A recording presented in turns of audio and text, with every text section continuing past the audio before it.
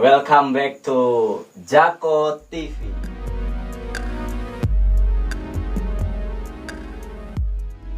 Jadi ini Hetty menjadi Putri Pendidikan Jawa Tengah, artinya di situ menjadi perwakilan dari Kebumen meskipun melalui jalur pribadi yang mana tidak menggunakan seleksi dulu di Kebumen gitu. Iya.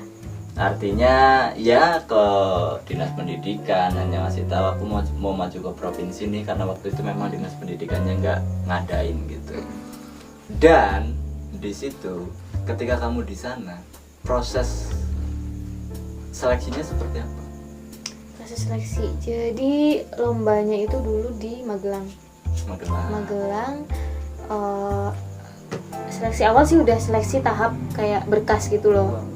Jadi sebelum berangkat ke Magelang itu aku udah mengumpulkan berkas kayak apa sih, paper gitu kan, makalah, bikin makalah tentang pendidikan, tentang visi. Bikin makalah juga. Iya, tentang visi misi yang aku bawa, yang tadi aku bilang bahwa aku ngebawa bagaimana memberikan edukasi tapi lewat sektor wisata.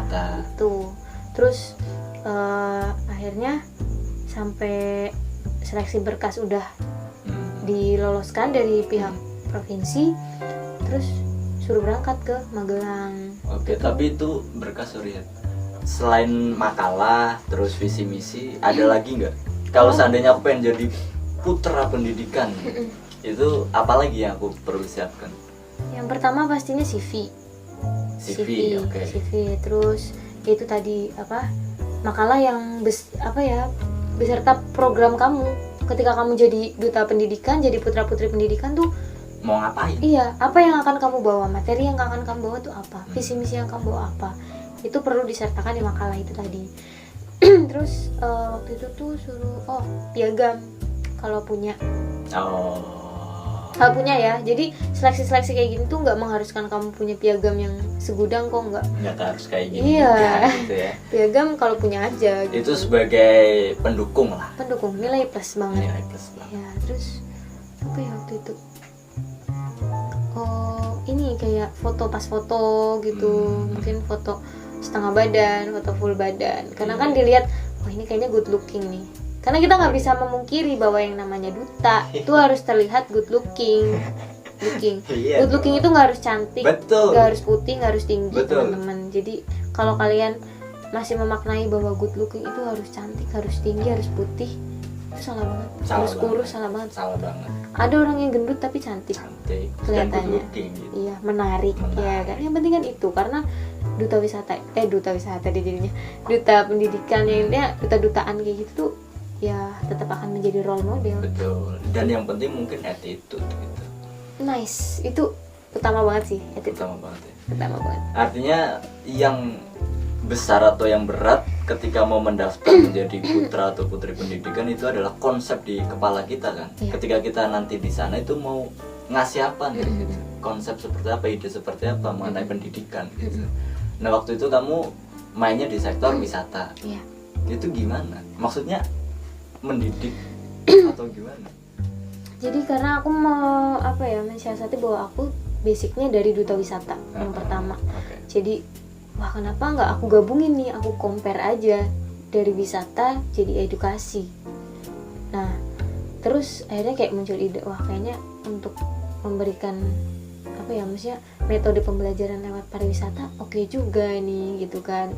Terus ya udah, akhirnya aku bawa materi bahwa ya ketika kita mau belajar nggak harus melulu di sekolah, terus belajar melulu di kayak matematika, fisika, kimia, nggak melulu tentang kayak gitu. Tapi ternyata kita juga banyak bisa belajar di alam. Salah satu contohnya dengan wisata.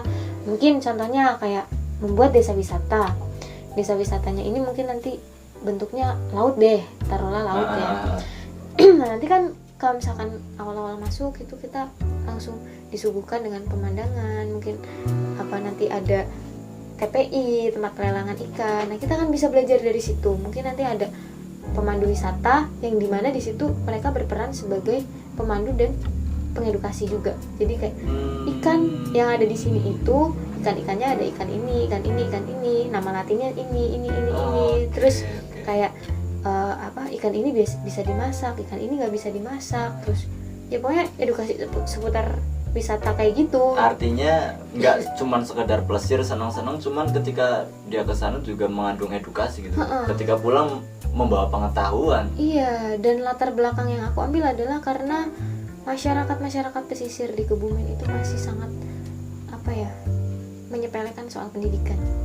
Jadi mereka kayak lulus SD langsung suruh kerja, suruh jadi nelayan, dan itu ya kebiasaan buruk sih buat aku. Dan dengan adanya edukasi lewat wisata ini, menurut aku mau nggak mau kayak orang kan jadi belajar. Aku pengennya pemandu wisata itu ya dari masyarakat itu sendiri. Otomatis pemandu wisata itu dan masyarakat itu adalah orang yang menguasai materi tentang wisata di daerah itu sendiri. Artinya dia harus belajar. Artinya meskipun dia dia harus nggak belajar. sekolah, tapi dia berpengetahuan. Betul, karena pengetahuan nggak harus di akademik. Jadi kamu mempunyai kegiatan gimana caranya membuat orang yang berhenti sekolah tapi tidak berhenti belajar, dengan salah satu caranya yaitu menjadikan dia itu pemandu wisata di lingkungan. Betul. Cerdas sekali kamu itu. Itu ide kamu atau ada memang konseptornya? Ide aku, tapi papa memberikan beberapa masukan sih ke aku kayak gitu.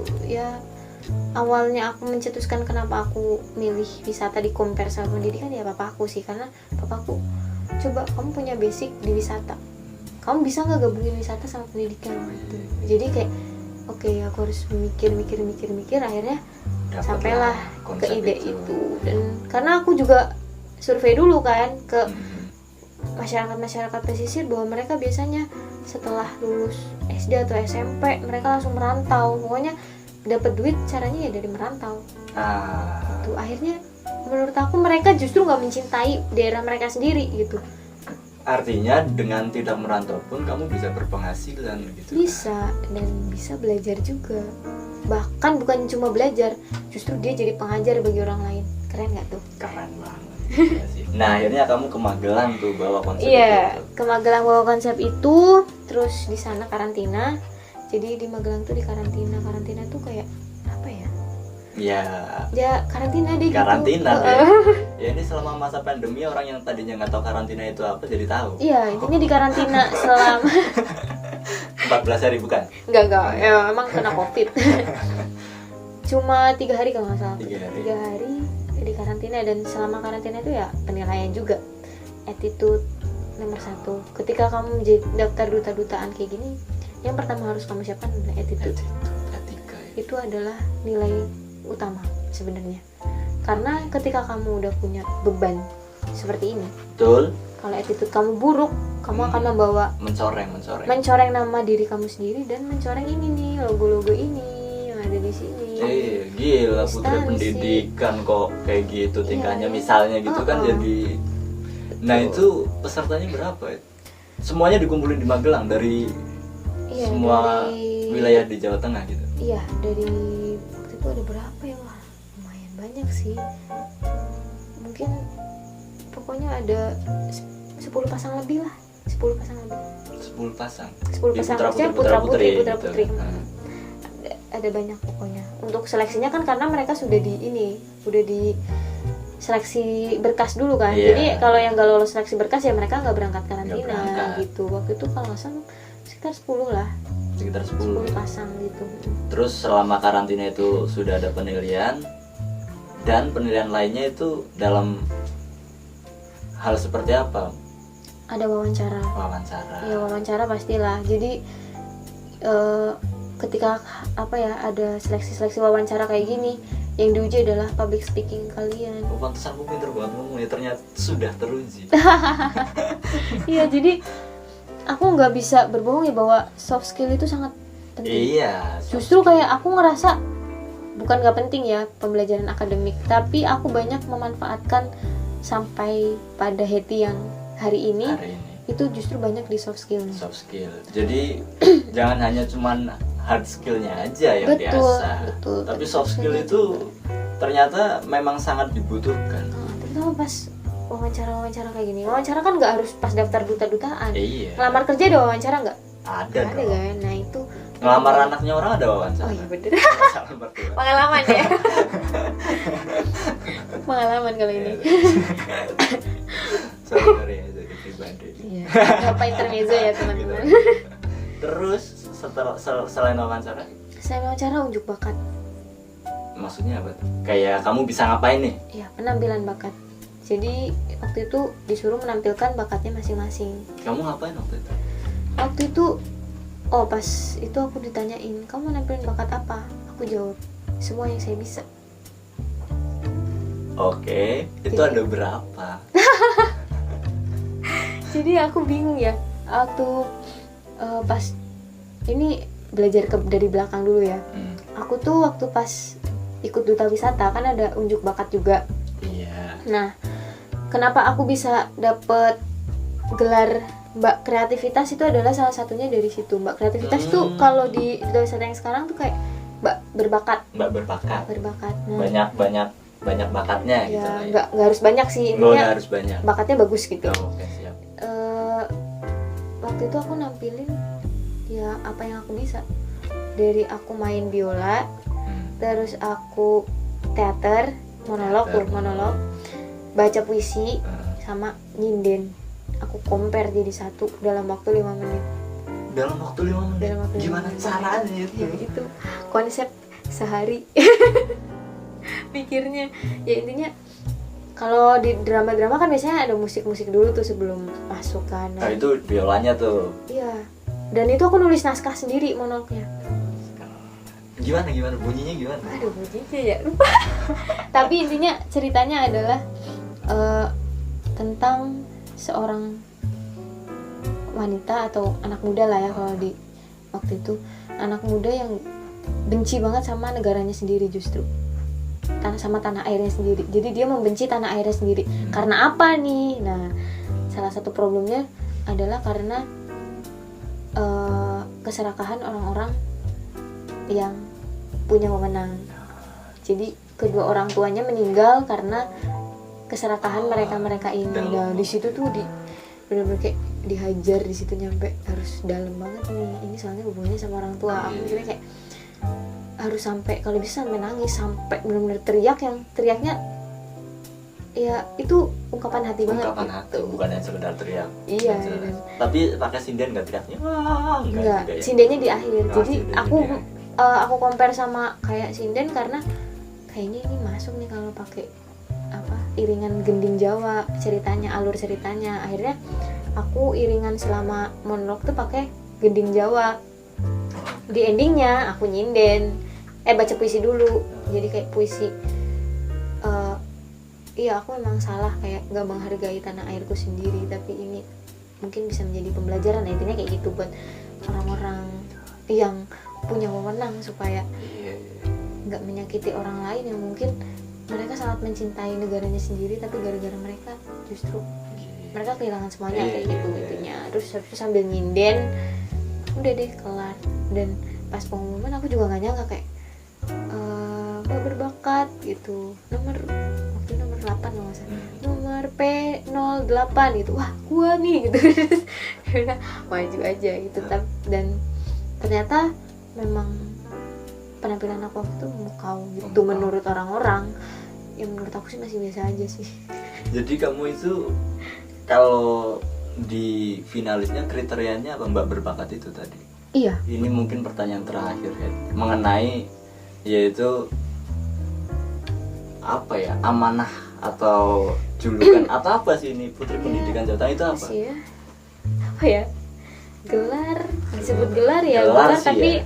Lebih ke gelar ya begitulah mungkin. Sebagai orang yang menyandang gelar Putri Pendidikan Jawa Tengah, kamu berpendapat pendidikan di Indonesia itu saat ini seperti apa dan kedepannya menurut kamu harusnya gimana?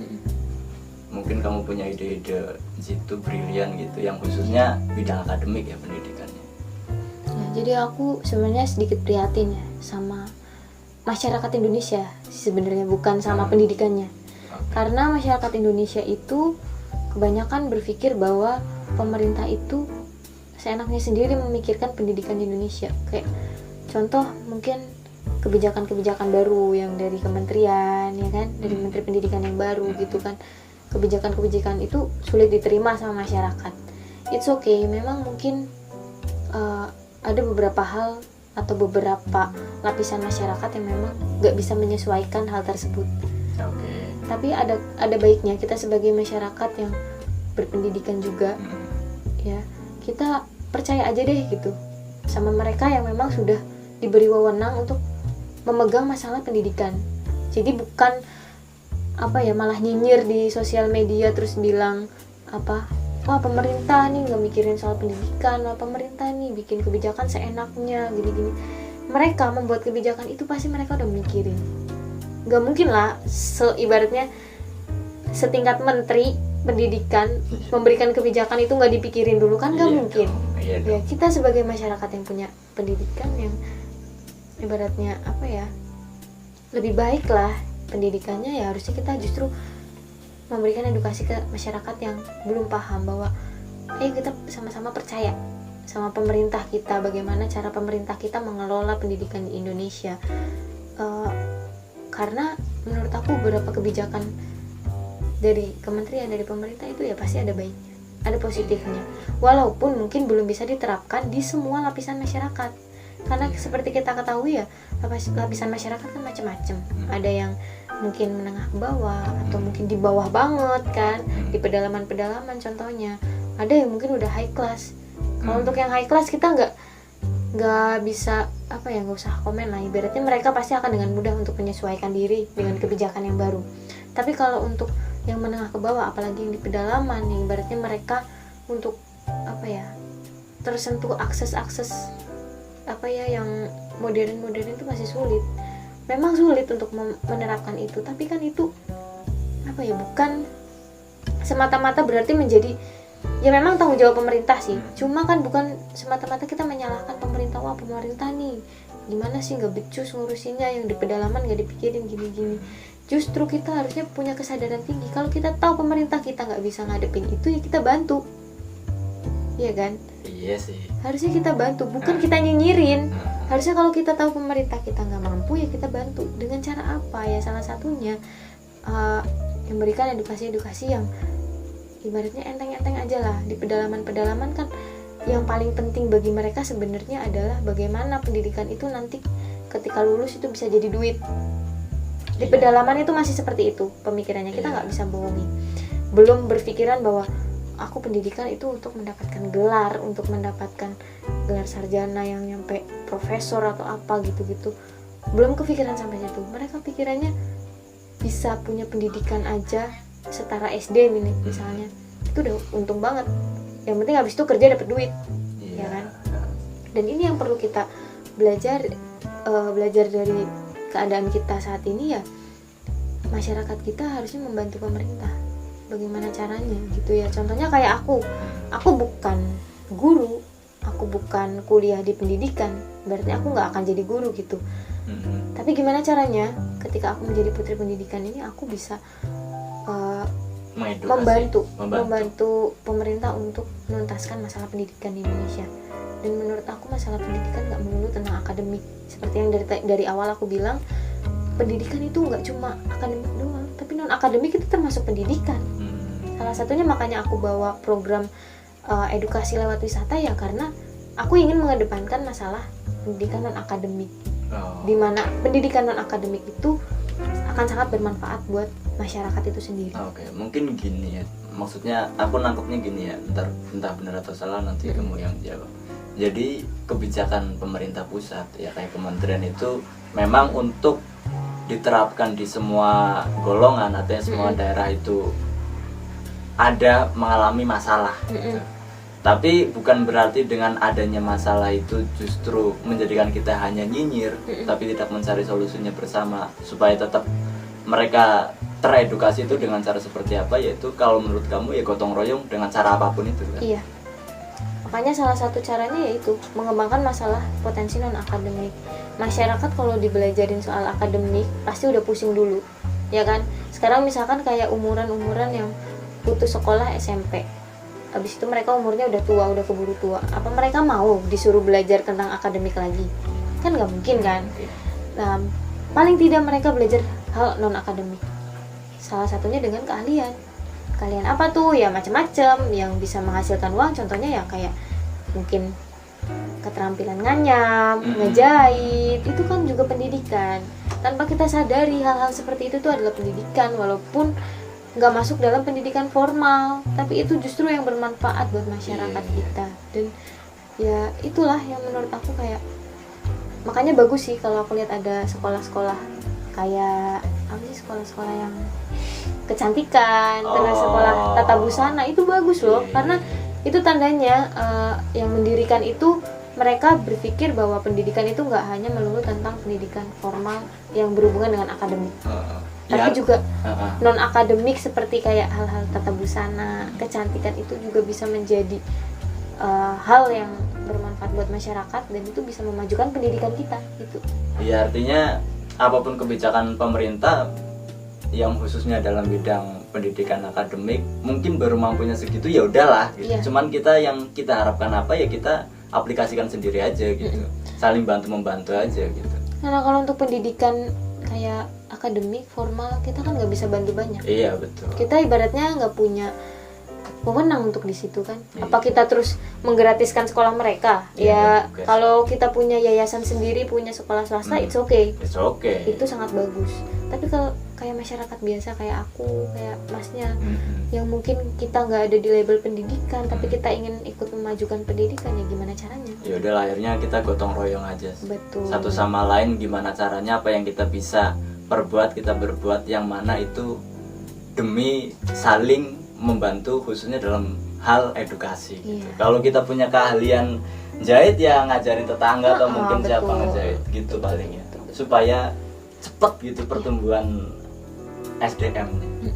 Ya mungkin gitu aja sih. Iya, gitu dong nih. Meskipun kalau dilanjutin bisa 2 hari 2 malam, tapi kita bisa next dengan project-project lain, Ed. Iya. Kalau kamu di teater itu aku ada penawaran sih, ada di channel lain ini, bukan hanya Jako TV sebetulnya, yaitu Santri Koplak. Di situ semi film pendek, kamu kalau mau main di situ bisa lah.